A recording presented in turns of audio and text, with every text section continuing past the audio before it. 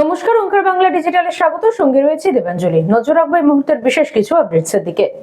মঙ্গলবার পশ্চিমবঙ্গে ভোটার তালিকায় এসআইআর নিয়ে এক আইনজীবী দ্রুত শুনানি চেয়ে সুপ্রিম কোর্টে দৃষ্টি আকর্ষণ করেন। মঙ্গলবার দুপুর 2টায় বিহারের এসআইআর মামলায় শুনানির সম্ভাবনা। নিপা আতঙ্ক ছড়িয়ে পড়েছে রাজ্য জুড়ে। এই পরিস্থিতিতে সাহায্যের হাত বাড়িয়ে দিল কেন্দ্র।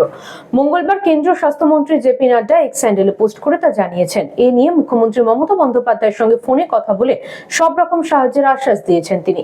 কল্যাণী এইমসে এই সংক্রান্ত যাবতীয় পরীক্ষা নিরীক্ষার জন্য পরিকাঠামো তৈরি হয়েছে বলে জানিয়েছেন জেপি নাড্ডা। এসআইআর শুনানিতে এবার ডাক পড়ল প্রাক্তন সাংসদ এবং মোহনবাগানের প্রাক্তন সভাপতি স্বপন সাধন বোসের। একই সঙ্গে তলব করা হয়েছে তার পুত্র সৃঞ্জয় বোসকেও। গোটা বিষয়টি নিয়ে সুর চড়িয়েছেন মোহনবাগান সহ সভাপতি কুণাল ঘোষ। সোশ্যাল মিডিয়ায় ক্ষোভ উগরে দিয়েছেন তিনি। এরকমই আরো নানা আপডেট পেতে হলে অবশ্যই নজর রাখুন ওঙ্কার বাংলা ডিজিটালে।